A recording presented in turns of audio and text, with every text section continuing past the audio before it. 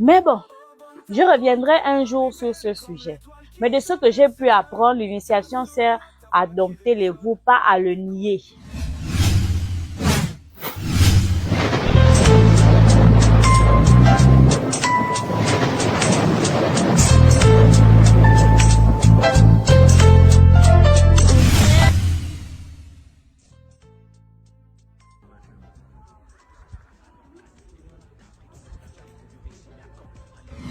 Les ancêtres sont les piliers de ce monde.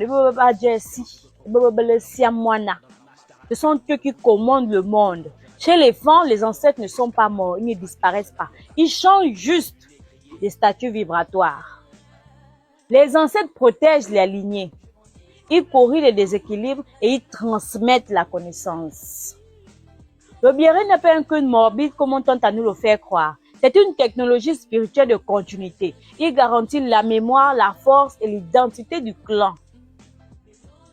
Chez les femmes, la parole est création d'actes. Chez les femmes, la parole est création d'actes. Donc, parler, c'est faire être. Mentir, c'est créer le désordre. Maudire, c'est déclencher les forces réelles. Voilà pourquoi l'ancien parle peu. L'initié pèse ses mots et le silence est une haute science. Il n'existe pas de péché au sens chrétien. Il existe des ruptures d'équilibre et des dettes énergétiques. Toute action appelle une réponse immédiate, différée ou transgénérationnelle. L'homme est responsable au-delà de sa propre vie.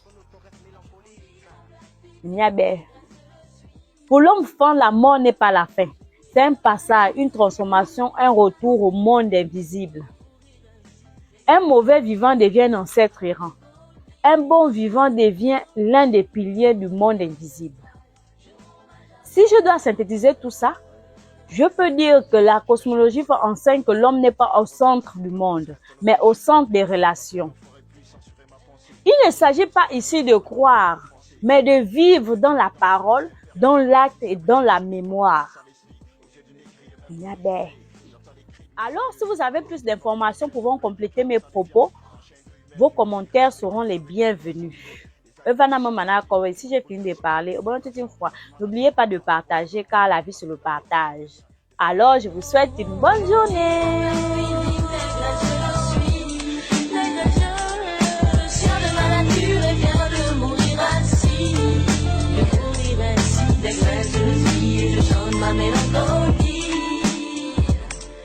Mélodie ancestrale, je rends hommage à l'étoile qui jamais s'éteint.